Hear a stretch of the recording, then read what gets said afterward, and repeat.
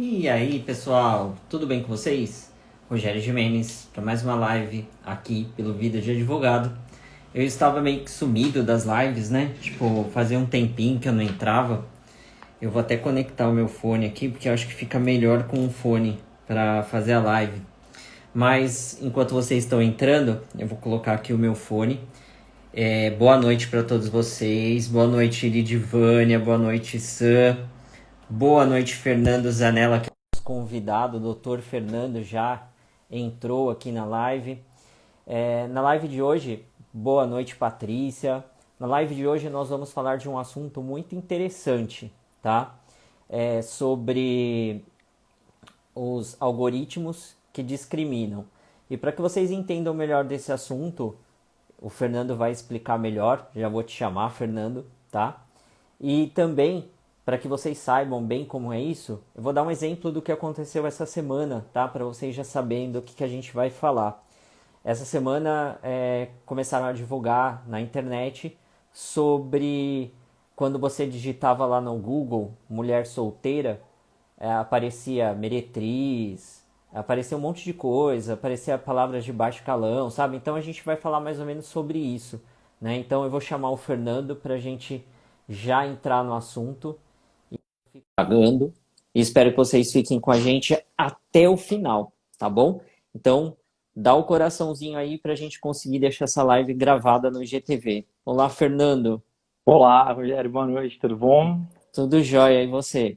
Que bom, também tudo certo, boa noite a todos e muito obrigado pelo convite de estar novamente. Imagina, eu que agradeço mais uma vez aí por você ter aceito o convite. Se bem que você já está acostumado, que você faz live, acho que a semana inteira, né? Tipo, não sei como que você aguenta, sério. Mas Ah, muito obrigado. imagina, eu acho que é justamente as lives, elas desafiam a gente. O que é importante, a- pelo menos o que realmente a gente descobre que as lives, elas não simplesmente acontecem, você não simplesmente liga a câmera e sai por aí falando. Então tem toda uma pesquisa, você precisa se preparar, e isso é muito bacana, então é por isso que eu gosto realmente de fazer, porque isso vai me instigar, vai me obrigar, na verdade, a justamente estar bem preparado, né? Então isso para mim é um fator positivo. Maravilha. Eu conheço você já, tem gente que está aqui na live que também conhece, mas se você quiser se apresentar aí para o pessoal, eu nem apresentei você, então pode se Né? apresentar. Claro. Bom, de forma bem resumida, eu sou advogado. Para falar sobre esse assunto, né, especificamente, eu tenho MBA em Direito Eletrônico e eu estou fazendo pós-graduação em Direito Afetivo e de Gênero.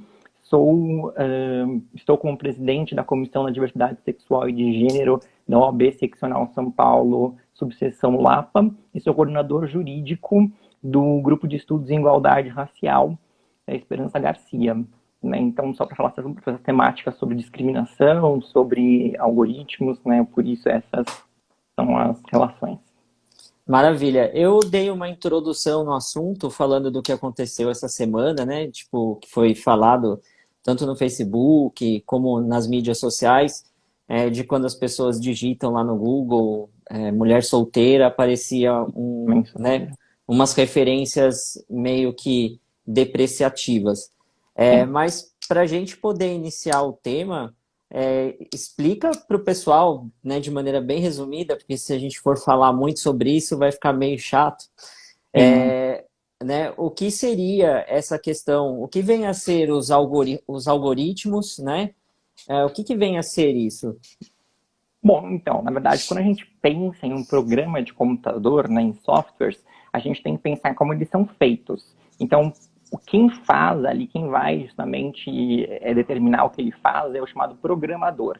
Né? Então, a pessoa que programa, né, ela vai se utilizar de uma linguagem, porque programar, vamos entender como escrever, né? E aí essa linguagem, por exemplo, pode ser em Python, mas como se fosse, eu tenho diversas linguagens, inglês, francês, alemão, né, que eu vou me utilizar.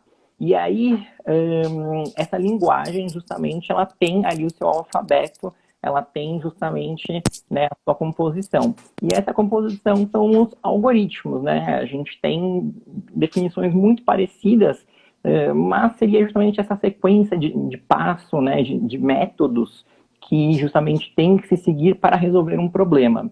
Então, basicamente, eu preciso que, dentro de um joguinho, o boneco vá de A a B. Então, eu tenho que o meu problema é fazer ele chegar lá. Então, um algoritmo ele tem que ser programado para justamente fazer com que o boneco chegue de A a B. Então, seria essa forma, né? Justamente, eu preciso escrever, eu preciso montar ele, e o algoritmo seria esse passo a passo, esse método aí que vai ser seguido para resolver esse problema. É uma sequência de números. Seria uma sequência de números, uma fórmula que vai fazer com que determinado problema, por exemplo, o bonequinho andar, faça com que o boneco ande, correto? Exato. E aí eu vou chamar todo esse conjunto numérico, né, tudo que define esse software aí de código-fonte, né, que na verdade vai ser toda essa programação, e aí a gente vai falar inclusive em espionagem, em criptografia, para poder, né, encobrir esse código-fonte, não ser, né, justamente revelado, em engenharia reversa, para conseguir descobrir como é que funciona, né? Tem diversos pontos aqui que a gente pode falar. E isso tem alguma relação com inteligência artificial? Ou inteligência artificial é uma coisa, algoritmos é outra, ou se misturam? Pode ter a ver, sim, como inteligência artificial, a gente pode falar de forma desassociada de inteligência artificial, mas a inteligência artificial, bom, em um primeiro momento, né, o humano queria fazer com que o computador tivesse mais autonomia, né? Então, com que existisse uma forma do computador ele justamente a responder questionamentos ou então reagir a ações de uma forma muito mais rápida, né? E aí isso se deu o nome de inteligência artificial, né? De uma forma bem por cima. Então, é uma forma de resposta, né? Você, na verdade, alimenta com informações, né, esse software baseado nesse alimento de informações, isso pode ser uma forma de alimentação contínua, né? Esse software ele vai acabar se modificando, ele vai acabar, enfim, agindo de uma determinada forma ao qual ele não agia no começo, né? Ele pode, vamos dizer, progredir, né? No sentido de estar mais, de apresentar mais conteúdo, mais informação, porque ele está absorvendo mais dados. Maravilha. Eu estou fazendo as perguntas que surgiram aqui, apesar de a gente ter feito um script, né? Mas não tem problema. Então, assim, para o pessoal entender bem, os algoritmos são criados por uma pessoa. É uma pessoa, tipo, né? Correto? E então, até hoje, sim, né? Não Sim. sabemos um pouco mais aí para o futuro e algumas notícias aí que, enfim, né? A gente ouve, mas a princípio, quem justamente vai programar uma máquina, qualquer tipo de máquina, é um ser humano. Mesmo que você programe uma máquina para programar outra máquina, você programou aquela máquina, né? É, Então, e... pode falar. não, eu ia falar, é justamente aí que vem, né, o nosso assunto, porque se eu, Fernando, programo alguém, ou seja, se eu, Isso. Fernando, crio o meu filho, eu vou justamente embutir nele o quê? As minhas ideias, eu vou embutir, enfim, a forma de ser, e esse meu filho ele vai acabar reproduzindo alguns estereótipos que eu passei para ele.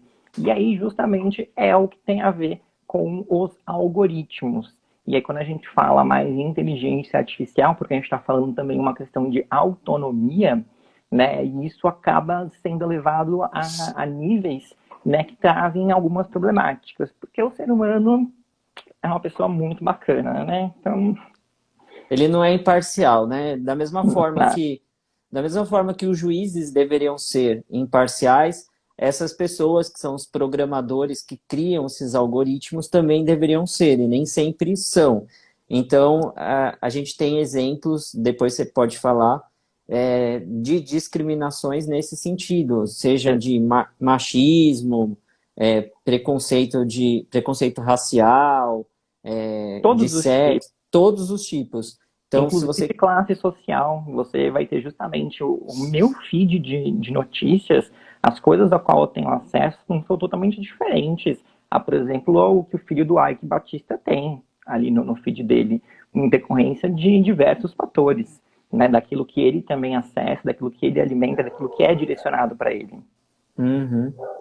E você quer falar um pouquinho sobre esse aspecto da discriminação voltado para algum para algum nicho ou você quer falar de uma forma geral? Fica à Eu acho... vontade. Obrigado. Mas eu acho importante a A gente falar casa de é sua. maneira... Agradeço. Eu acho importante a gente falar de maneira geral, assim, claro que eu tenho mais conhecimento em determinados segmentos, como o segmento de discriminação à população preta e à população LGBTI+. Mas, obviamente, isso faz parte do dia a dia, infelizmente, né? Então, a gente trata bastante também sobre a discriminação relacionada à classe e a discriminação relacionada ao gênero, né? Então, a gente tem, sim, uma discriminação para mulheres e para homens, né, ditos, né, homens e mulheres. E aí o que acontece é que primeiro a gente tem que entender, a gente vê as grandes corporações e aquelas que estão com maior valor comercial e a gente vai falar, pera, mas essa empresa ela ganha dinheiro como, né? O Facebook, ele ganha dinheiro como? Como que ele cresceu? Porque nesse segundo momento, o Facebook, claro, ele tem diversas outras atividades, não só propriamente ali o site, pensando nesse uso menor que nós temos. Então, o Facebook também tem outras formas de cobrança e assim por diante. Mas, antes disso, não. Então, como que ele conseguiu crescer? Né? E aí é justamente porque ele acaba fazendo essa coleta de dados. Né? E hoje, principalmente, a gente está falando de um ano de eleição, onde um ano em que nós estamos vivendo uma pandemia, estamos vivendo um isolamento, então a campanha eleitoral vai se dar basicamente pela internet, pelo WhatsApp, principalmente, né, pelos meios aí instantâneos de comunicação, e isso é um perigo que não há precedentes, né? Principalmente no Brasil. Nós tivemos isso nas últimas eleições presidenciais. Nas eleições norte-americanas, nós tivemos extremamente isso e teremos agora também, nesse ano, que também é ano de eleição norte-americana da presidência, e teremos também essa briga, né, das fake news, justamente porque eu consigo, através do seu perfil, consigo pegar, por exemplo, eu compro um banco de dados que tem análise do perfil do Rogério. E eu consigo fazer com que Tô determinado perdido. conteúdo. Tô perdido. Tipo, eu sempre tive a mania de escrever tudo no Facebook. E o Facebook sabe da minha vida inteira, mas atualmente eu parei com isso. Mas enfim, Então, na verdade, continuo. essas coisas não interessam ao Facebook. O que vai interessar ao Facebook são justamente os dados que ele mesmo acaba coletando. Então, o que é importante? É importante a escola onde você estudou. É importante, por quê? Porque se você pensar, e aí vamos verificar, vamos falar da Apple. A Apple, ela tem uma das formas de você, quando perde senha, enfim, tem que fazer essa confirmação, sem responder a perguntas, né? E tem determinadas perguntas, por exemplo, qual foi o nome da rua onde você nasceu, qual foi o nome da sua primeira professora, do pré, o pré não tem mais, desculpa, gente, Daí da... você entrega a nossa idade com esse negócio de. Bom, pelo menos eu não falo ginásio, eu não falo... É, isso eu falo. a- Bom, enfim, e aí a gente tem essas perguntas chaves que dizem quem nós somos, né? Até porque a gente fala em fatores de autenticação. Nós possuímos três formas de autenticar, né, a nossa, quem nós somos. Aquilo que nós somos, aquilo que nós temos e aquilo que nós sabemos. Né? Em geral, é usado um duplo fator de autenticação e isso você faz, por exemplo, todo dia no banco. Então, se você se utiliza ali do seu CPF, é algo que você sabe, né? É algo que você tem a sua senha, né? Alguma coisa. Algo que você tenha, que seria o seu smart card para leitura. Ou então, se você vai entrar ali pela internet, você vai utilizar um celular que vai ter um token para você fazer essa colocação. E algo que você é, como, por exemplo, os traços da sua face, como, por exemplo, a sua retina, enfim, o seu sorriso. Tem diversas coisas que são próprias, né, do ser humano. A digital, em que pese ela está sendo muito utilizada, ela é um jeito mais frágil, né? A gente deixa as nossas digitais em muitos lugares e a gente tem muitos meios, né, de fazer com que a coleta dessa digital ela seja efetiva e a reprodução dela também. né? Quem dirá os servidores que se utilizavam de, enfim, mãos ali, dedos, né, de silicone para poder autenticar o comparecimento deles. Então, nós temos justamente, primeiro, um mercado, né, que se volta. Então, as pessoas querem saber, porque o que acontece? Hoje em dia, tem uma competição muito grande. Só que, quem é o melhor consumidor? O melhor consumidor é aquele que tem um momento, que é um momento de impulso de consumo. Então, se eu consigo encontrar esse meu consumidor e consigo refinar ao máximo esse consumidor para saber tudo que ele precisa na hora que ele precisa, ele sempre vai comprar as minhas coisas. Então, isso eu vou ser o melhor fornecedor de produtos para ele. Então, aí que está a grande jogada, né? Os dados, eles são muito importantes para os fornecedores, para que justamente seja identificado, né, quem é esse consumidor e eu consiga direcionar propagandas de forma efetiva, né, em momentos também efetivos, para que justamente, e aí a gente está falando, isso acontece desde sempre, por exemplo, novela, né? Você vai ter ali à noite propaganda de um sonho de valsa, um chocolate, você fala, ai, nossa, como que eu tô com vontade de comer um chocolate, vou comprar um sonho de valsa, enfim, e tudo isso. Mas, fora isso, que por si só já é uma problemática, e daí a gente ainda fala, né, na nossa legislação, né, geral de proteção de dados que, enfim, Entrou em nasceu vigor, não entrou em em vigor, vai vigor entrar, não vai entrar, e tá todas as uma bagunça. problemáticas que ainda vão assolá-la aí há muito, mas é disso, né, a gente não ter os nossos dados vendidos. Só que acontece o quê? Quando você justamente faz essa distinção de consumidor, você não vai, por exemplo, uma empresa que vende vinhos importados, não vai direcionar a propaganda dela para mim, porque, né, enfim, não estou podendo. Né? Então, A gente tá vai. mais. Eu tô falando por mim, tá? Não posso falar por você. Eu tô mais pra aquele vinho, é chapinha, champinha, aquele, Cantinho, sabe? o Cantinho do Vale Isso, aquele que é tem um vinho quente. R$ 5. Tem esse. Sabe? É, Para mim enfim, vai aparecer mais esse tipo de propaganda, né? Já para o Chiquinho Scarpa, como você falou dele, com certeza não vai ser esse vinho que vai aparecer para ele. sim. E aí a gente tem diversas problemáticas, porque a forma como esse sistema ele é programado, ele vai refletir o que tem ali pelo seu próprio programador. Então, fora essa relação de consumo, onde eu escolho os dados e vou direcionar algo propriamente dito para ele, eu posso fazer também com que determinadas informações cheguem ou não cheguem a ele. Né? Como eu disse, a fake news, né? a notícia falsa, né? Até porque a gente não precisa falar fake news se já existe notícia falsa, né? Mas, enfim, né? Fake news é o termo que pega e esses estrangeirismos, eles acabam ficando mais fortes que as mesmas palavras. Deixa eu até fazer um comentário de um filme que eu comecei a assistir ontem e vou terminar de ver hoje, que tem na Netflix e mostra bastante essa questão de fake news, de essa questão do que nós estamos falando. Chama Rede do Ódio. Não sei se você já viu esse filme, mas é um filme. Esse filme mostra bem isso. Existe uma agência aonde as pessoas que trabalham lá trabalham nesse sentido, na criação de perfil falso, de criar Sim, fake news, de denegrir a sua imagem para te prejudicar em uma eleição, entendeu? sim, Inclusive mostra isso no filme, de criarem situações para prejudicarem um determinado candidato que está concorrendo à presidência. Então, vale a pena aí o pessoal assistir. Rede do Ódio.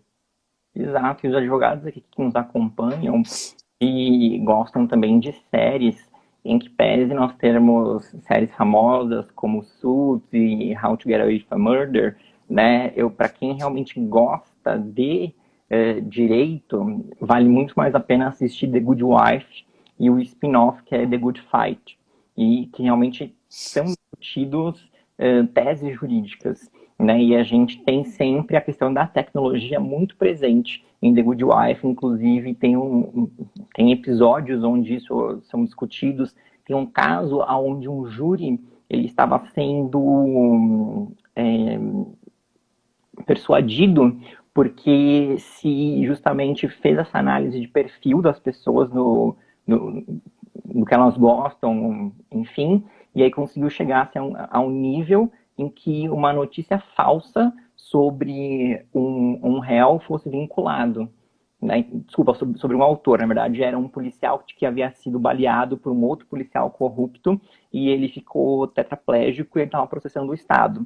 E aí, nesse caso, para tirar essa questão, né, que estava ali sendo posta de uma pessoa tetraplégica que queria continuar como, né, enfim, ali policial e tudo, e acabou que descobriram que as pessoas do júri elas estavam sendo influenciadas justamente por notícias direcionadas. Então fizeram ali a verificação dos dados, né, das pessoas, do que elas gostavam, do que não gostavam, e acabavam fazendo o quê? Né? Eu tenho, por exemplo, o número de pessoas que gosta de pão de queijo, o número de pessoas que gosta de sapato preto, aí o número de pessoas que gosta de pão de queijo e de sapato preto, aí o número de pessoas que gosta de não sei o quê. Então você consegue ir refinando, né? Porque aí você tem sim os círculos concêntricos, né? Que fica uma margem onde você tem uma igualdade de pessoas que gostam dos dois. E você achando justamente, né, indo filtrando a um número razoável, você não precisa filtrar uma pessoa, pelo contrário, eles chegavam até 1.000 pessoas e conseguiam direcionar essas fake news. E a gente vai ter isso, certeza absoluta, nas eleições aqui do Brasil quanto dos Estados Unidos. E nós já tivemos também isso nas eleições dos Estados Unidos e um pouco disso também nas eleições do Brasil. Aqui no Brasil foi um pouco diferente, porque a gente estava ainda no começo do WhatsApp e tal. Mas, enfim, hoje a gente vai ter isso muito mais forte. Até porque no Brasil a gente já fala sobre, por exemplo, você falou da rede do ódio, né? Sobre o gabinete do ódio, sobre o uso de Me boas. lembrou bastante, esse filme me lembrou bastante essa questão do gabinete do ódio. Exato. Então você tem justamente pessoas especializadas em produzir fake news sobre pessoas, e na área política principalmente, para realmente detonar aquela pessoa e fazer com que ela caia no conceito das pessoas. E uma coisa que é impressionante, né, que a gente sempre vem com os nossos ascendentes falando, olha, tome cuidado, não acredite em tudo que falam, né? Só que parece que quando vem da internet é verdade, né? Quando vem Exatamente. do zap do seu tio, fala, não, mas foi seu tio que enviou, você acha que ele ia mandar uma coisa falsa? Sim, porque ele recebeu de uma amiga, que recebeu de não sei quem, que É. não sei, Tipo, não mas nem tá ele. todo mundo, tá todo mundo compartilhando, deve ser verdade. Nossa, pessoas morrendo. Isso, felizmente, deu uma parada. Mas teve uma época em que se gerava muita fake news de fulano morreu, não sei o quê. Aí fulano tinha que vir a público justamente para falar, não, eu não estou morto. É, Né? Uma mataram o coisa Gugu várias vezes. Daí, quando o Gugu assim. morreu, eu não acreditei, entendeu? Eu falei, não, deve ser mentira de novo, Então, imagina. mas isso é uma jogada extremamente importante, Rogério, você falar isso. Porque você não acredita. Se você não acredita, você acredita em quem? O que você acha como sendo confiável? Entendeu? Então, assim, existe uma jogada também onde eu produzo uma notícia e aí órgãos de imprensa vão reproduzir essa notícia, só que eu vou a público desmentindo essa notícia e dizendo que os meus meios de comunicação que são os meios oficiais e os meios legítimos. E aí eu faço com que a imprensa tenha ali reduzida totalmente a sua função, seja desacreditada, né? Sejam meus Uhum. opositores, quem quer que seja. Nós temos, né, essa forma utilizada hoje no Brasil, né? Sim, me lembrou, me veio uma cena na cabeça, assim, sabe? Aquela cena da caixinha de cloroquina sendo mostrada pra Emma, mas não vou. Deixa pra lá. Enfim, e aí justamente a gente começa a enfrentar diversos problemas, né? Porque assim como você falou sobre a busca, o que significa buscar? E aí o Google ele é a internet? Não, o Google não é a internet. né? Esse tipo, esse tipo, esse tipo que aconteceu com o Google, que você está falando do Google, só para não perder o foco, atualmente, de quando digita lá mulher solteira, aparece aquelas coisas. O que que você emenda no que você estava falando? E eu te cortei, desculpa, Imagina. mas emenda ali, pode emendar nesse assunto. É que se eu não falo, depois eu acabo esquecendo. Sim, então, e aí a gente acaba, justamente, o Google, na verdade, ele é um buscador, né? Então, além de ser, ali ter o Google Chrome, que é o navegador, né? Mas o Google em si, né? Ele, enquanto site ali de rede social, ele é uma lista telefônica, né? E ele vai te direcionar para aquilo que você tinha antigamente, antes do Alta Vista, ali se vocês verificarem como que o Yahoo nasceu, vocês vão verificar que ele nasceu em decorrência de pessoas que achavam sites legais. E aí você justamente acessava aquela página porque você tinha que saber, né, qual que era a URL para que você pudesse acessar aquele site, ou seja, o endereço, né, precisava ir na casa X para acessar o que aquelas pessoas estavam dizendo e me falavam qual eram os sites legais. Né? E assim nasceram os buscadores de internet, basicamente, né? Onde eles vão me direcionar às páginas. E aí é claro que eu faço o quê? Né? Eu posso fazer com que a pessoa ela tenha o conteúdo que ela queira, mas da forma que eu queira.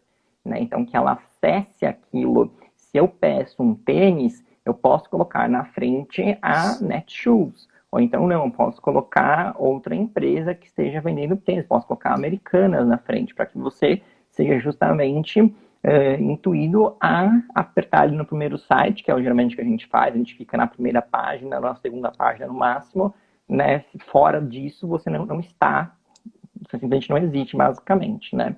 E, e aí você acaba colocando as palavras-chave, são justamente para que você consiga refinar novamente seu assunto, né? Para que chegue nesses dados, e você vai enfrentar diversos problemas com essas palavras-chave, porque a gente tem esse algoritmo que vai te direcionar a alguma coisa. E da mesma forma que se você jogar, por exemplo, mulher bonita e homem bonito, e você clicar em imagens, você vai ver várias pessoas brancas, Sim. né? Se você colocar bebê bonito, você não vai ver um bebê negro, né? Pelo menos na hegemonia ali das imagens, né? E a mesma coisa quando você colocar pessoa feia, enfim, assim por diante. Então, mesmo o Google, ele acabou tendo que criar, em decorrência de um vestido que a Jennifer Lopez utilizou, não sei em que apresentação que foi, e ela utilizou um vestido verde. E A o história do verde, o rosa, não, não, não. E ela não? utilizou o vestido verde, só que a procura pelo vestido e pela foto dela foi tão grande, tão grande, tão grande, que as pessoas queriam saber de quem era aquele vestido, queriam, enfim, achar aquela foto dela, e aí eles criaram aquela função do Google, onde você pega uma imagem e aí você joga no Google Imagens e ele vai achar imagens parecidas, né? Uhum. E aí, se eu colocar, por exemplo, como já houve um momento de pessoas negras remetia a animais, a Nossa, gorilas, a macacos. nossa. Então a gente tinha essa, enfim, essa forma de pesquisa, de forma disso acontecer. E quando você falou, por exemplo, de inteligência artificial, nós tivemos diversas inteligências artificiais, como eu disse, elas são justamente alimentadas, né, com os dados que lhes são dados. Então, se você simplesmente fica alimentando com determinados tipos de dados, aquela inteligência artificial vai acabar te respondendo, né? Vai acabar com aquilo que você alimentou. Assim como nós tivemos o caso da Microsoft, né? Que justamente deixou aberto, né, uma inteligência artificial para que o público em geral conversasse, né, com essa inteligência artificial, e ela acabou por sendo, ao final, tirada do ar, porque ela era racista, ela era misógina, ela era fascista, porque as pessoas acabaram induzindo isso de maldade mesmo para que ela chegasse, né, a isso. Não acho nada engraçado, mas enfim, as pessoas, por graça ou então por maldade mesmo, fizeram essa indução. E como que a gente pode coibir esse tipo de discriminação de algoritmo? Tem alguma forma de coibir isso? Então, na verdade, você não consegue fazer. A forma preventiva é você conscientizar os seres humanos. Não tem como você exigir isso, porque cada software ele vai ser construído, enfim, ou a partir de algum outro software, ou então a partir do zero. Né? A programação dele vai vir, né, de algum lugar e de alguém que fez. E alguém que fez, ele vai responder a uma pergunta de determinada forma. Ele vai estar, né, propenso a responder daquela forma. Assim como nós tivemos, né, nos Estados Unidos, nós temos já a inteligência artificial usada muito no Poder Judiciário. Aqui, como no Brasil, nós também temos, mas não de uma forma tão ampla e ponderante quanto lá.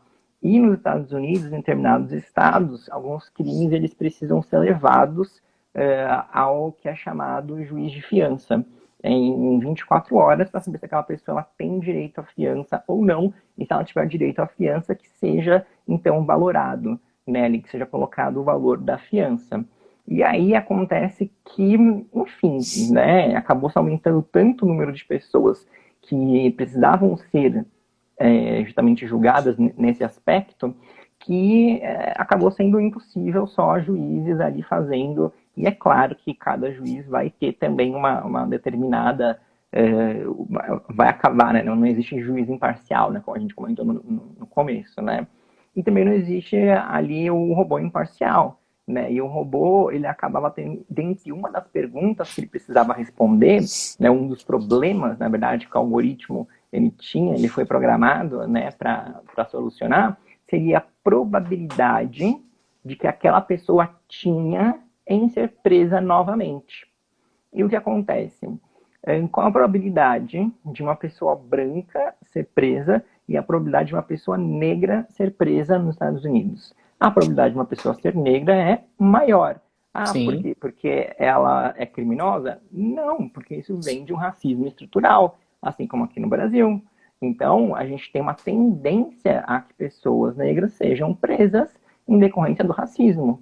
Sim. Então, a pessoa ela pode ter todo um histórico positivo a favor dela, ela pode ter um trabalho, ela pode ter uma residência fixa, tudo, e acabou que, fazendo justamente a análise das decisões do robô, você acabou percebendo que havia ali uma preterição.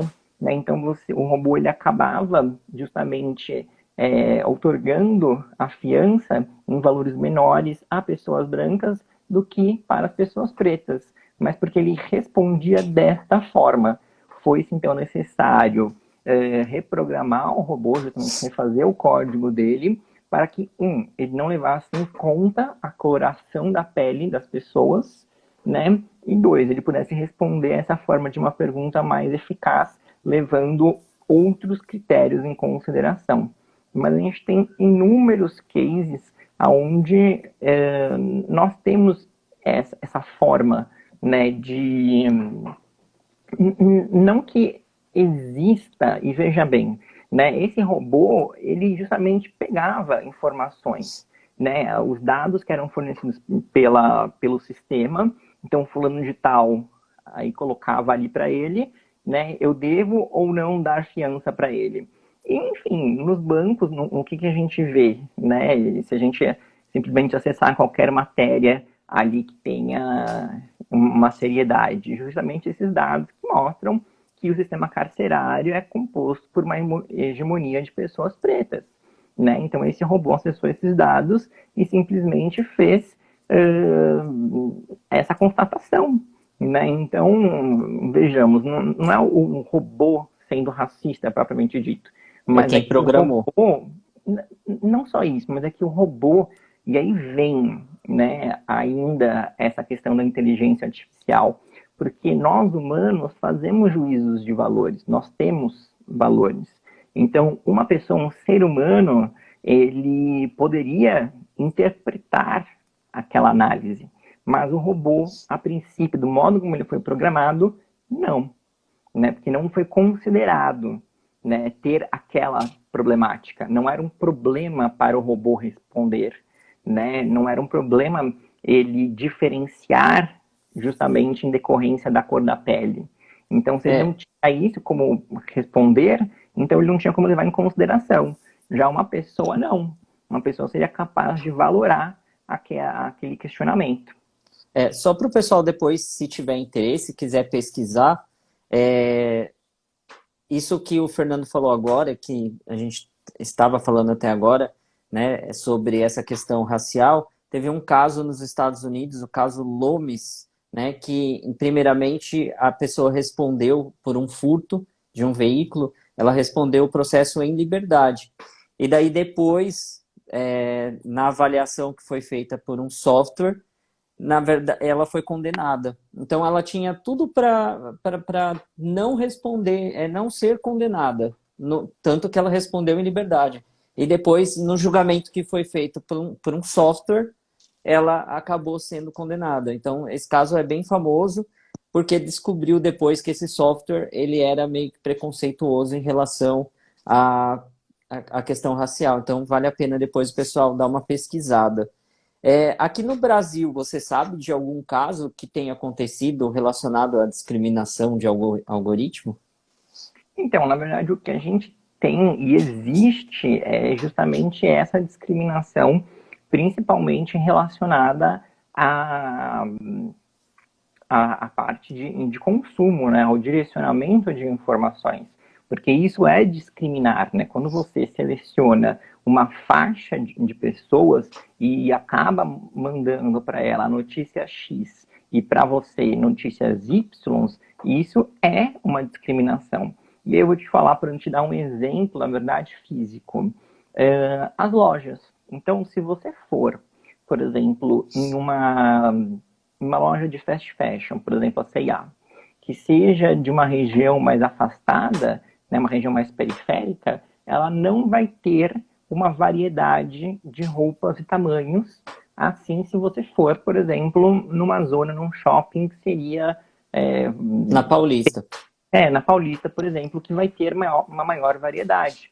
Ou por quê? Porque eles entendem que eu preciso diferenciar aquele consumidor. Então, um consumidor ali que seria periférico, um consumidor que seria economicamente vulnerabilizado.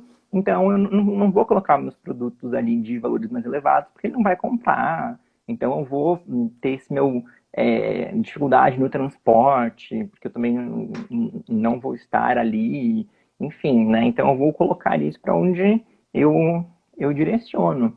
Então isso a gente sofre todo dia, né? Que a gente tem assim no Brasil. Agora, algum case específico de que tenha ocorrido somente aqui, não sei. Isso Aque- já. a- Você que está em São Paulo e deve ter acompanhado isso, a questão do metrô da linha amarela, da Via 4, que fazia o reconhecimento facial dos passageiros Ah, para descobrir as emoções, uma coisa assim, como que a pessoa estava se sentindo. Você ficou sabendo disso? então, na verdade, a gente teve, sim, sim. Então, na verdade, hoje já não pode mais acontecer isso, porque, na verdade, isso está em julgamento, ainda não houve, né, uma sentença definitiva, Foi mas suspenso.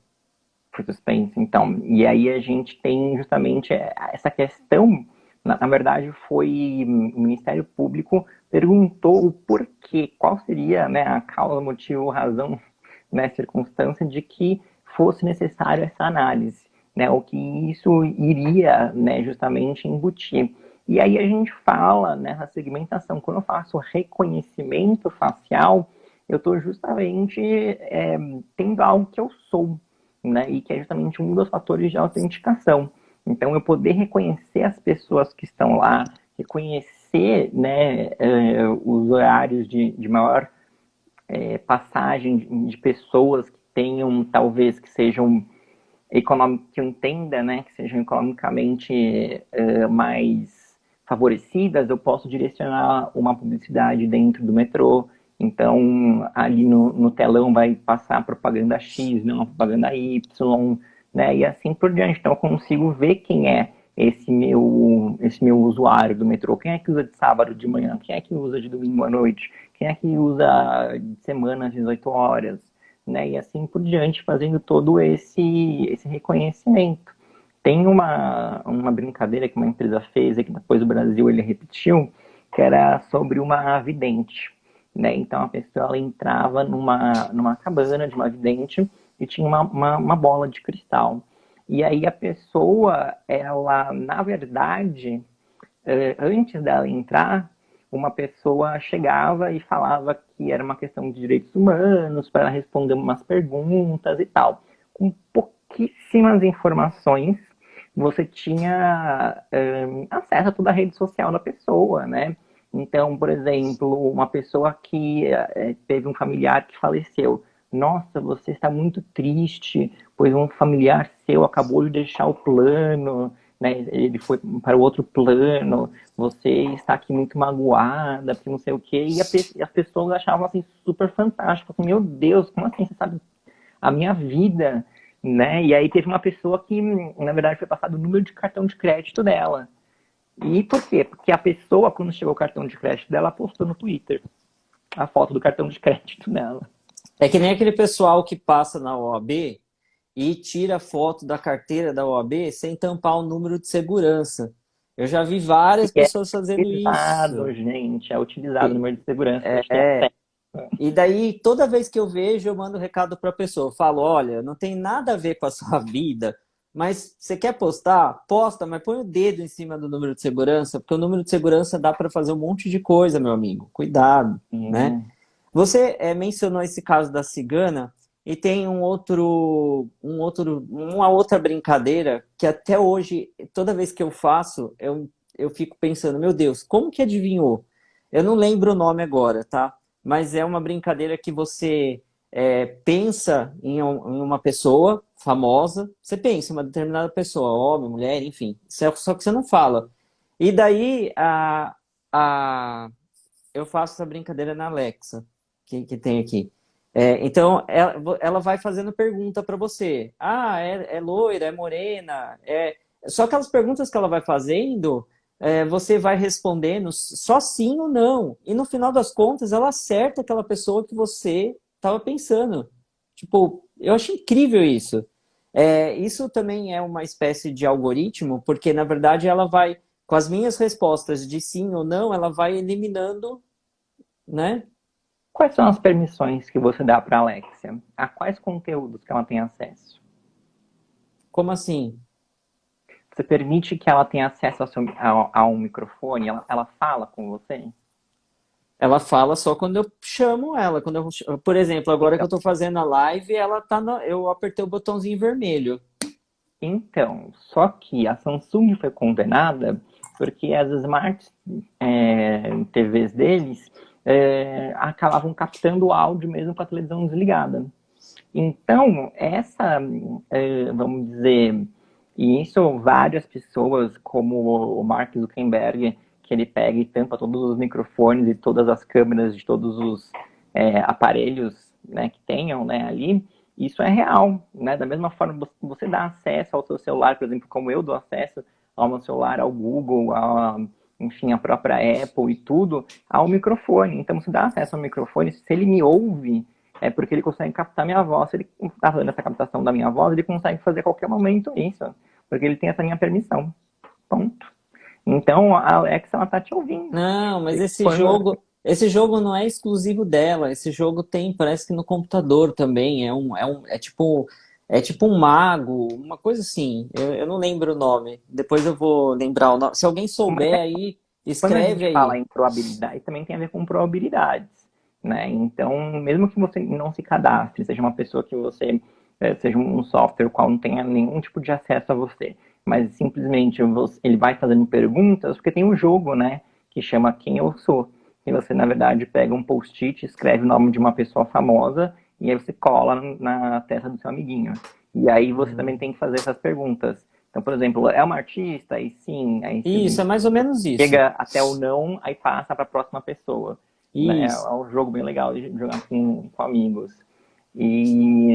Mas então, assim, isso tem a ver muito mais com lógica também, né? Com probabilidade de que realmente quem será a pessoa, mas a forma de aonde eu quis chegar é que os nossos equipamentos digitais e tudo aquilo que a gente dá acesso a fazer, eles Eu fazem senti essa uma bronca. Eu senti uma Não, bronca porque que eu dou acesso pra Alexa, coitada. não. Então, você pode se sentir assim, mas na verdade eu dou acesso também a tudo no meu computador.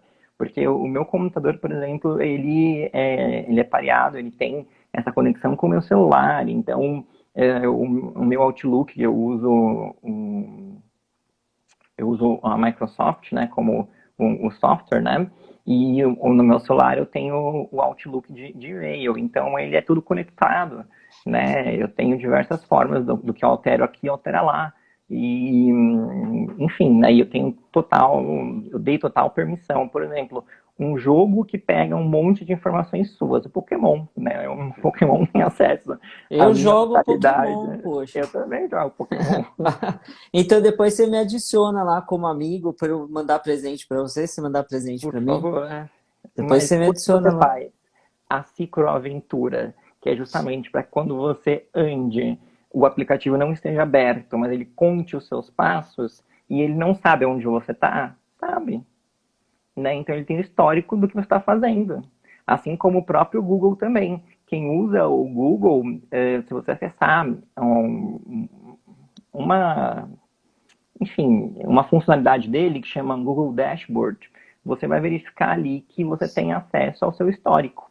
Né? Tem uma parte ali onde você vai verificar em localização. Por quê? Porque o seu celular tem um GPS. Né? Então dá para saber. Né? E isso já foi utilizado e é utilizado no direito brasileiro para falar sobre probabilidades ou não de uma pessoa estar em um determinado local ou não. Então, se uma pessoa ela tem e aqui, como a gente se utiliza muito do celular, eu, por exemplo, sempre estou com o meu celular, e Eu esse também. sempre estar significa que, se falar que eu cometi um crime e realmente o meu celular estiver naquele local, a probabilidade de eu ter cometido o crime é muito grande. Né? Isso a gente viu até em filmes, isso eu já vi em algum seriado que foi utilizado isso, mais ou menos onde a pessoa pegou o celular do outro e deixou lá, que é para coincidir, enfim. Né? Então a gente tem essa complicação, mas aí justamente é o que eu falo, assim, não é que eu não me importe com o fato das minhas informações estarem sendo coletadas, mas o que eu posso fazer, né, para que elas não sejam utilizadas de forma indevida. Se você falar de Serasa e banco, meu filho, seus dados se você falar em Receita Federal que você ia lá na Sé e comprava disquete com os seus dados na Receita Federal, então, sabe? Comprava o que na Sé, você comprava o que você quisesse, né? E eu não E duvido que hoje você ainda compre, mas. não, compra, compra. Teve uma época que estavam vendendo carteira da OAB, não, foi no Mercado Livre que estavam vendendo carteira da OAB. Ah, É, não sei se caneta você lembra ungida pra disso. OAB. Hã? Caneta ungida pra prova da OAB. Também. É, não vou nem entrar nesse assunto. E me diz uma coisa, a gente, qual seria o impacto disso na advocacia, dessa questão dos algoritmos?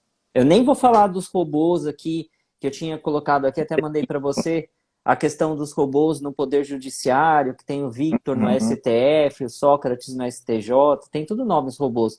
A Elis no Tribunal de Justiça, a Alice, Então, Sofia e Mônica no Tribunal de Contas, né? Então, assim, depois, se o pessoal quiser pesquisar, dá uma pesquisada. Eu tirei isso tudo da aula da pós, tá, Fernando? Né? Inclusive, isso que você falou do Facebook e do Google, eu tive que fazer um trabalho para pós que eu tinha que puxar, fazer o download de todo o meu histórico do Facebook, desde o começo. Olha, ficou acho que um dia, mais de um dia aqui puxando tudo isso, e eu fui abrir e falei, meu, não vou nem ver isso daí. Tinha tanta coisa que eu. e você Mas tem sabia. tudo. Então, essa funcionalidade, ela veio de tanto o Facebook levar multa na União Europeia. Né? Então, se fazia uma solicitação de dados e aí o Facebook imprimia, enfim, um calhamaço assim de folhas de todos os seus prints, né? E levava judicialmente. Mas aí o Facebook cansou de pagar a multa e agora você tem essa possibilidade. Então ele não faz isso porque ele é legalzinho, não, gente. Ele faz isso porque ele foi punido diversas vezes para ter isso. E outra coisa, o uso de inteligência artificial não está somente atrelado a órgãos públicos ao Poder Judiciário. Nós também temos bancas de advocacias aqui no Brasil que já se utilizam de inteligência artificial. Em Posso dar determinado exemplo? ponto. Pode falar. Escritório que eu trabalhei aí em São Paulo tinha um programa de um determinado banco que você abria esse programa e você inseria as informações lá, por exemplo, o nome, RG, os dados pessoais da pessoa. E daí você respondia a algumas perguntas que esse programa te fazia. E você ia respondendo, só clicando lá. Ele se chamava, inclusive, clicador. E você ia clicando lá nas respostas. Depois que você respondia todo o questionário, você clicava o Enter e saía pronta a contestação. Era assim as defesas que eram feitas deste determinado banco. No JEC, a defesa não podia passar de 3 folhas, nunca passava de 3 folhas, os juízes adoram, inclusive. E no cível não passa de 5 folhas.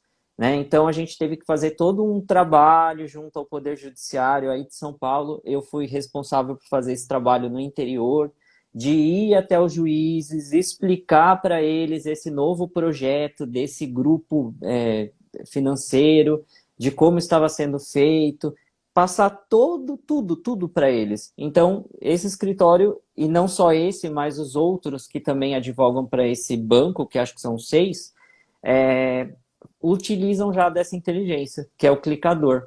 Mas você fica meio engessado. Então, na verdade, infelizmente, o futuro da advocacia talvez seja muito mais preventiva, né, do que realmente repressiva. Eu acredito, assim como a gente já tem, no caso do juizado, né, dentro ali dos 20 salários mínimos, a capacidade postulatória, e que isso pode ser feito através da internet, com o processo cidadão, juizado cidadão. Tem um robozinho maldito no TJSP que fica aqui embaixo na tela, Respondendo. né? É um cretino, um robozinho.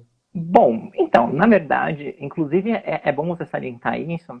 Nesse seriado The Good Fight, que deriva do The Good Wife, eles estão em Chicago, nos Estados Unidos, e aí está ocorrendo a morte de diversos advogados, né? E aí se fala sobre isso, até se cria um baralho ali que se vende na internet de advogados mortos. E aí o tratamento dos juízes com os advogados, né? Sempre, nossa, eu não sei porque ainda existe advogado, né? É uma coisa que parece que a gente incomoda, né? A gente poder levar o direito, né, de uma pessoa, né, a julgamento para que uma pessoa que prestou um concurso para fazer isso, né, faça o trabalho dela, parece que incomoda demais. É porque Mas, eles se sentem deuses e nós somos aqueles que mostramos para eles que eles não são deuses, que eles são mortais como nós, né? Então, é por isso que incomoda tanto. Mas assim, quais são os impactos, né? Eu tinha perguntado para você, o que isso pode impactar na advocacia, então, essa questão dos algoritmos? Então, a gente tem essa questão também da visão profissional, né, do quanto os profissionais do direito como um todo, eles vão ser ou não ser necessários, quais as habilidades, quais as skills, né, os hard skills, soft skills, que vão ser necessárias. Agora a gente, enfim, está trabalhando desta forma, né, e a gente cada vez mais fala na necessidade, e a todos que estão vendo a live ou que vão ver, o que eu recomendo é desde já procurar um curso que, enfim, que traga princípios básicos, né, de computação, de programação, porque isso é o futuro e ponto, não tem como a gente lutar. E quando eu falo futuro, eu não estou falando daqui a 200 anos, não. Cada vez mais as transformações estão ocorrendo o mais rápido possível. Então, a gente tem empresas, e aí posso te falar que o Jus Brasil está muito na frente sobre isso também, sobre o uso da inteligência artificial, e para justamente a eliminação desse intermediário que é o advogado, né?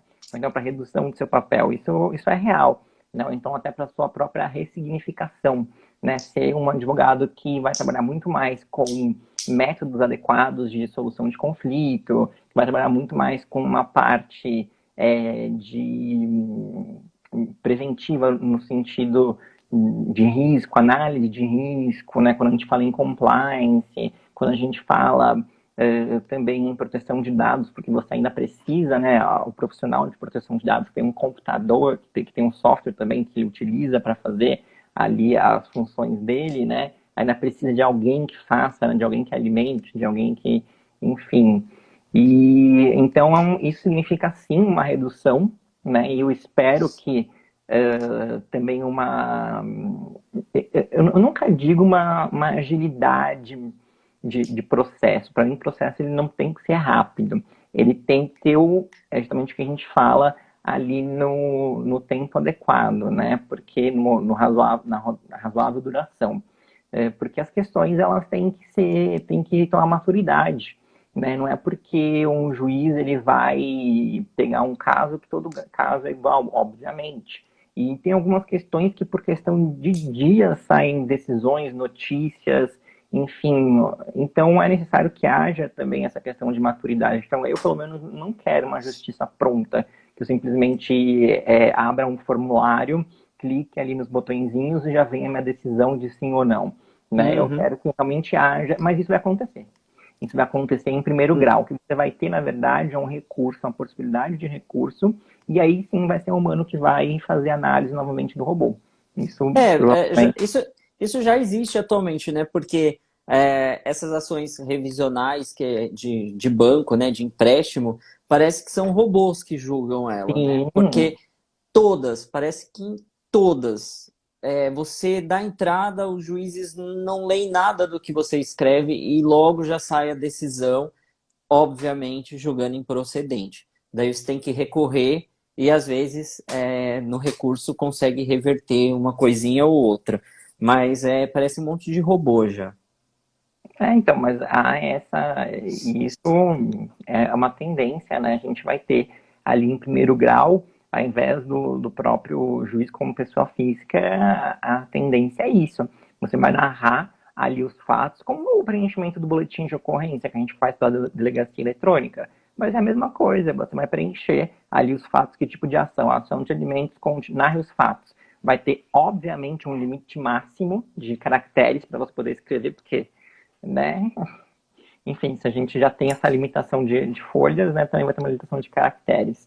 Você vai ali anexar os documentos, as fotos que você achar como importante, e aí vai ser dado andamento normal ao processo, como que a gente tem no juizado eletrônico, quando No é a própria. Procon, No PROCON também, enfim, tem vários procedimentos administrativos que acontecem dessa forma já hoje. Então, isso é uma questão mesmo de tendência, isso é o que vai ser feito. E outra coisa, a gente também tem que pensar que a gente está em um momento onde a gente está fazendo muitas desconstruções de estereótipos, de momentos, de ideais, né, do que a gente tinha. Então a gente vai lá e pega, por exemplo, Bauman e vamos falar sobre a desterritorialização do espaço e sobre a liquefação do tempo. Então o que acontece? Você primeiro não está mais hoje, né, aquele que seria dado como jovem, ele não quer uma casa, ele não quer um carro, ele quer ter aonde morar e ele quer ter uma forma de ser conduzido, de chegar a um ponto, né? Então, é isso que para que servem os intermediadores. Hoje a gente tem vários sites. Agora esqueci o nome de um aplicativo mais famoso que você, enfim, aluga um imóvel, esqueci agora. Airbnb, Airbnb, Não. quinto Você andar. quinto andar. Isso, muito bem. Então aí o quinto andar, você já faz ali determinados procedimentos, na verdade você faz tudo, né, pelo aplicativo, e simplesmente você vai ter ali alguns períodos. O que você tem em crescente, por exemplo, nos Estados Unidos, são cada vez espaços, né, de colaboração, né, onde você vai simplesmente, porque o home office ele já era uma tendência, pode falar. Não, é só para te avisar que a gente tem 1 minuto. Ah, tá. Não, então só falando super Tipo, rápido. não é um debate, mas tipo, se você quiser dar as suas considerações finais, e eu já Claro, queria te agradecer por mais uma vez aí ter imagina. aceito o convite. Agradecer também o pessoal que assistiu até agora e eu deixo aí suas considerações finais sobre o assunto. Então, gente, muito obrigado realmente pelo convite, sempre fico à sua disposição. E como uma forma muito geral de falar sobre esse assunto, é lembrando que o algoritmo, ele é uma programação, ele é uma linguagem, ele é como se fosse realmente um filho ali que ele é treinado por um pai. Então, o problema está nesse pai e na informação que ele absorve, né? Então, quando eu falo de inteligência artificial, eu ponho, né, essa inteligência artificial a um banco de dados que ela vai começar a consumir. E aí, baseado nesses fatos, nesses dados, né, que são fatos brutos, em como que isso vai ser interpretado, como esses problemas vão ser resolvidos. Porque os algoritmos, eles resolvem problemas específicos. Então, se eu não tenho esse problema, o algoritmo não vai saber resolver. É claro que a gente tem inteligências artificiais que são mais elaboradas, mais bem construídas e que vão conseguir justamente driblar isso e responder a esses problemas de formas diferenciadas. E é isso cada vez mais a gente vem aí querendo na tecnologia. Contudo, enquanto isso, a gente vem sofrendo, né, diversos tipos de preconceito, inclusive na própria sociedade LGBT. Por quê? Porque você tem, né, inclusive para anúncios de vagas, como por exemplo o LinkedIn, né, você tem um direcionamento e isso já foi comprovado, né, que ali uma pessoa que compartilha determinados tipos de posts ou não, e assim por diante. Então eu consigo verificar qual é a sua posição política, se você é homem ou mulher, se você é mais pobre, mais X, se você tem filhos, não tem, se você consome, não consome. Enfim, eu consigo analisar todo o seu perfil, consigo direcionar tudo aquilo que eu quero para você. Então, se eu não quero você, eu quero o outro, né, nas coisas, eu vou conseguir direcionar para o outro. E daí que vem a discriminação. Né? Justamente eu não saber que isso está acontecendo. Né? Daquilo que poderia chegar a mim, daquilo que poderia estar comigo, não está. Por conta desses dados, dessa indicação. Maravilha. Eu falei para você que faltava 1 minuto, mas tipo, não é 1 hora a live que o Instagram deixa? Ou tá deixando mais? Não, 60 minutos. Então, porque ó, deu 8h20 e até agora não aconteceu nada. Eu acho que, Taran, taran, taran. né? Mas, Fer, 8h21. Mas assim, obrigado pela sua participação. Eu também estou à disposição, tá? Tipo, Obrigado. o canal também, Vida de Advogado. E até a nossa próxima live. A gente vai se falando e a gente faz outra aí depois. Tá bom? Muito obrigado, agradeço. E para quem gosta de direito de família, eu sou diretor do grupo de estudos Direito de Família Rubens Limões de França. Hoje eu pude falar com o professor Roberto Cenici Lisboa sobre os efeitos da multiparentalidade, os efeitos sucessórios da multiparentalidade. E no dia 17 vai ser falado sobre os efeitos da união estável no registro, com uma oficial de registro, não é só civil, é civil, títulos, enfim, ela acumula alguns registros ali. E quais são suas próximas lives? Então, eu vou ter uma, acho que semana que vem. Semana que vem eu vou ter uma justamente por esse grupo. Podem colocar GEDFAM, GEDFAM, para seguir o grupo, que eu vou falar sobre transhumanismo e diagnóstico pré-implantatório. Isso está dentro de bioética e biodireito. Então, apesar de bioética e biodireito ter sido meu trabalho de conclusão do curso da faculdade, o que seria isso? Transbionismo? Não, transhumanismo e diagnóstico implantatório. Então, está justamente nessa possibilidade da tecnologia e a gente cada vez mais tem habilidade com o sequenciamento do DNA e a gente sabe, né, em que parte do DNA mexer para que haja a prevalecência de características.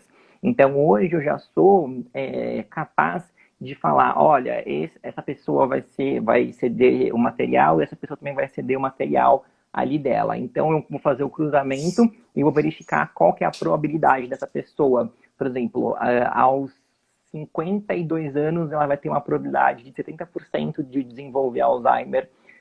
Ela vai ter uma probabilidade ao nascer de 15% de ser míope, ela vai ter uma probabilidade de tantos por cento disso e daquilo, enfim, eu vou ter todo o histórico médico da pessoa antes mesmo da pessoa ser concebida.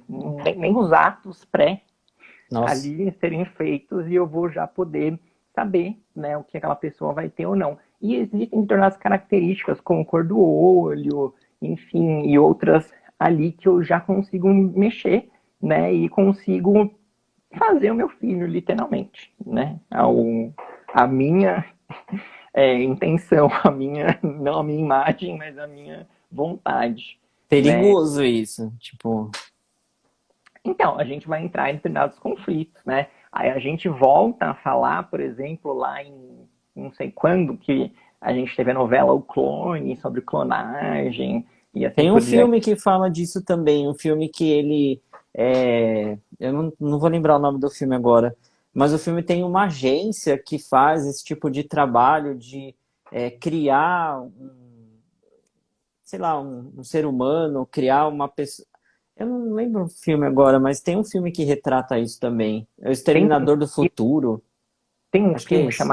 chamado A Ilha. Nesse filme, A Ilha, o que acontece? Pessoas extremamente ricas, elas pagam para que sejam feitos clones delas, e essas pessoas, esses clones, eles acham que eles são eles, né? Que eles são pessoas normais, e aí você trabalha normalmente ali dentro, né? Você acha que só existe aquilo que está, que o restante do mundo não existe, né? Só aquele local onde você está. E aí você ganha na loteria. E as pessoas que ganham na loteria, elas são promovidas, enfim, né? E elas desaparecem. Acontece o quê? É que, na verdade, quando você é promovido, é porque a pessoa que pagou para que você fosse feita, né, a semelhança dela, ela precisa de algum órgão. Então, ela precisa de um fígado, precisa de um pulmão, precisa, enfim, de algum órgão que seja exatamente igual ao dela. Então, é desenvolvido um ser humano, né? Aumentado a evolução até a idade em que a pessoa realmente está, e é conservado ela na idade mais, vamos dizer, onde os órgãos estejam mais bem conservados. E então você tem ali disponível para você um outro você, onde você vai poder fazer uma troca de órgãos. Por exemplo, nossa, estou com cirrose. Tudo bem, coloca outro fígado. Nossa, estou com não sei o que, tudo bem, coloca outro que é seu, né? Não vai dar incompatibilidade, enfim, o mais difícil é a cirurgia mesmo, é fazer, né, cortar e depois fazer a ligação novamente, mas o órgão mesmo você vai ter disponível ali 24 horas por dia, 7 dias por semana e não vai ter incompatibilidade. Né? Então, é claro que a gente vai chegar em pontos, é por isso que a bioética ela está virando cada vez mais importante, um assunto em que a gente tem que discutir cada vez mais.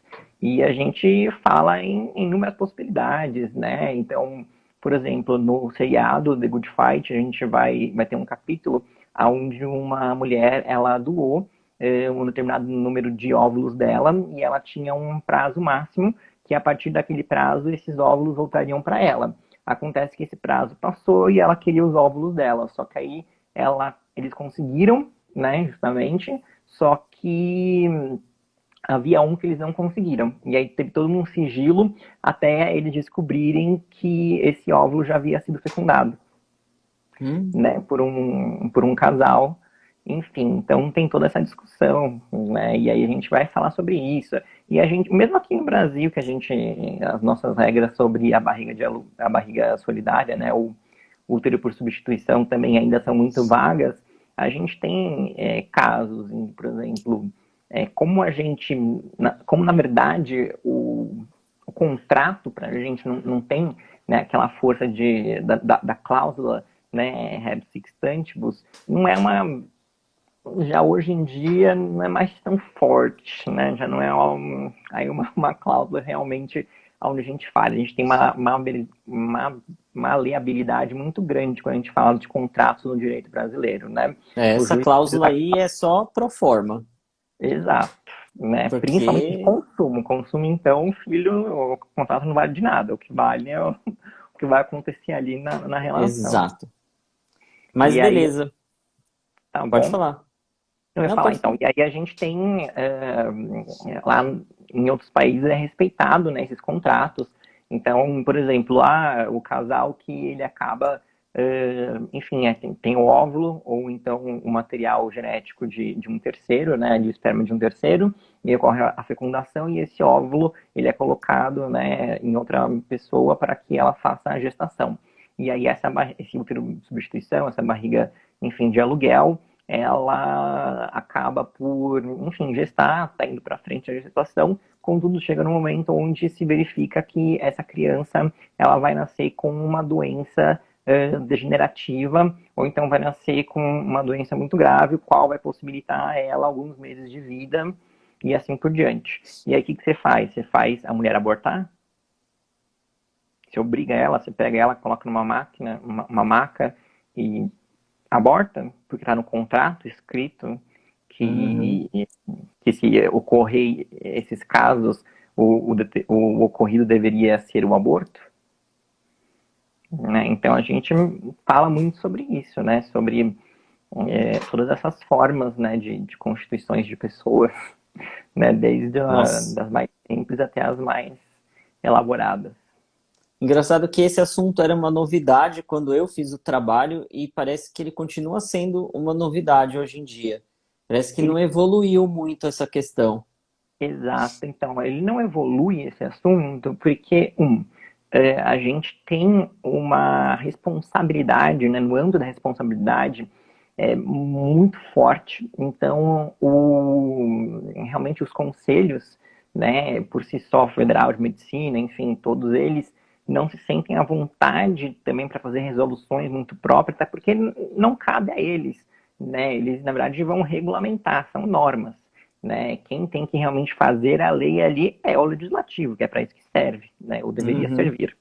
E a gente tem um legislativo completamente conservador e temos um legislativo que funciona somente quando ele possui um interesse. Então, se você não levar, não fizer um lobby, e hoje em dia os lobbies eles não são no sentido quando eles são positivos, né? Assim, você não paga ninguém, na verdade, fazer lobby no sentido de você procurar, né, os deputados, os senadores, explicar o porquê e aí conseguir, né, fazer com que as pessoas entendam a seriedade daquele assunto, né, e tendam a seu favor. E, claro, existem aqueles lobbies onde, enfim, né, o pagamento de valores, ou então a troca de Uhum. informações, ameaças e assim por diante. Mas são assuntos que não têm essa força, não tem o porquê. Né? Não tem um viés econômico, não tem um viés político, não tem E nada que agora então? vá para frente. Não, Agora agora, então piorou. pior ainda, né? Não A esquece. gente, a gente vai levar isso à frente de quem? Do Ministério Da dos Direitos, Damares, dos Direitos Humanos, Família, né? Não rola, né? né? Já sabe até o que vai acontecer.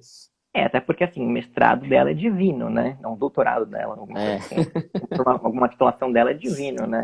Eu isso. também tenho, espero, né, que tenha umas titulações divinas, mas infelizmente não conta. No meu lápis eu não consigo acrescentar. Ele não deixa. Maravilha. Fê, eu não sei o que aconteceu, tipo, eu achei que fosse uma hora de live, mas o Instagram tá aí deixando a gente falar, enfim, não entendi. Mas obrigado aí pela sua participação, tá bom? Imagina. E um grande abraço para você, boa noite Boa e até a noite. próxima, tá bom? Boa noite a todos aqui que estão nos acompanhando. Tchau, Um tchau. abraço, tchau, tchau.